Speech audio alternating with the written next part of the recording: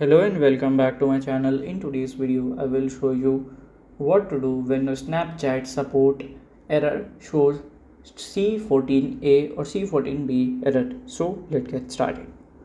So basically in this situation, you can see here it is like CA, like you can see C14, just click on here, 16 or 14, just click on here. So by this error you can just connect your Wi-Fi network. It is because of the signals. Okay, it is listed here as you can see.